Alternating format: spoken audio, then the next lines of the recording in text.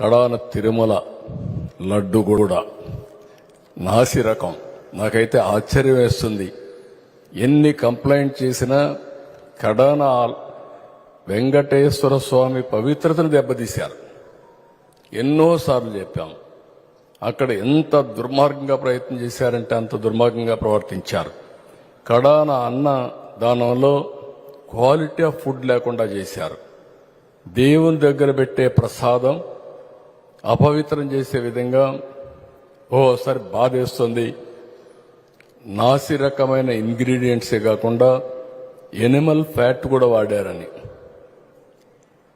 ఏది గీకు బదులు ఈరోజు స్వచ్ఛమైన గీదెమన్నాం, ప్రక్షాళన చేయమన్నాం. నాణ్యత పెరిగింది, ఇంకా కూడా నాణ్యత పెంచుతాం. అల్టిమేట్గా వెంకటేశ్వర స్వామి మన రాష్ట్రంలో ఉండడం మనందరి అదృష్టం. ప్రపంచం అంతా మన దగ్గరికి వచ్చే పరిస్థితికి వచ్చారు.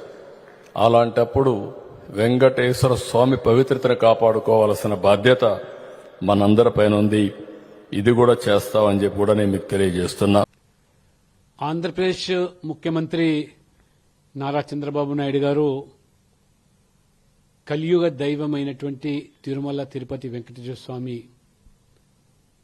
ఆ ఆలయంలో ఆచారాలు, అక్కడ ఉన్నటువంటి లడ్డు ప్రసాదము, కైంకర్యాలన్నీ కూడా గత ప్రభుత్వ హయాంలో ఏ రకంగా హిందువుల మనోభావాలు గాయపరిచే విధంగా అపవిత్రత అక్కడ చోటు చేసుకుందో, అదే రకంగా లడ్డు ప్రసాదం తయారీలో కూడా మరి జంతువుల నూనె వాడినట్టుగా మరి ఆధారాలు ఉన్నాయని చెప్పి ముఖ్యమంత్రి గారు ప్రకటించారు. చాలా ఇది ఆశ్చర్యకరంగా ఉంది.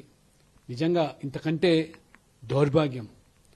నేను ఈ ప్రభుత్వం అధికారంలోకి వచ్చిన వెంటనే నేరుగా ముఖ్యమంత్రి చంద్రబాబు నాయుడు గారికి లేఖ రాశాను.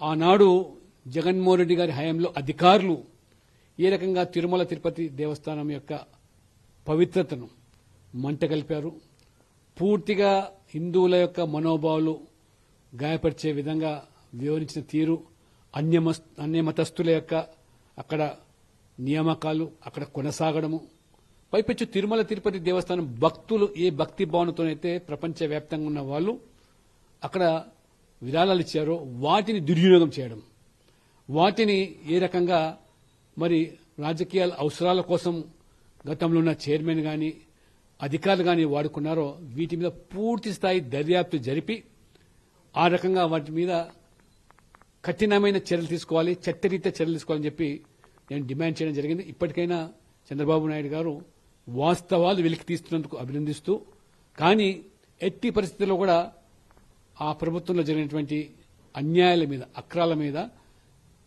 చర్యలు తీసుకోవాల్సిన అవసరం ఉంది. నిజంగా ఆ కలియుగ దైవమైనటువంటి వెంకటేశ్వర స్వామి యొక్క వారి శాపం వల్లనే ఆ ప్రభుత్వం కుప్పకూలిపోయింది. ఆ ప్రభుత్వం ఏ రకంగా దేవుడికి అన్యాయం చేస్తే మరి పుట్టగతులుండవో మన ఎన్నికల్లో నిరూపితమైంది. కాబట్టి ఇప్పటికైనా వారి మీద చట్టరీత్యా చర్యలు తీసుకోవాలని చెప్పి డిమాండ్ చేస్తూ తిరుమల తిరుపతి దేవస్థానం యొక్క పవిత్రతను కాపాడడానికి అన్ని రకాల చర్యలు తీసుకోవాలని నేను ఒక పార్లమెంట్ సభ్యునిగా, ఒక హిందూ భక్తుడిగా ఈ ప్రభుత్వాన్ని కోరుతున్నాను. అన్ని విధాలా మా సహకారాలు, మా యొక్క మద్దతు సంపూర్ణంగా ఉంటుందని చెప్పి కూడా నేను చంద్రబాబు గారికి తెలియజేస్తా ఉన్నాను.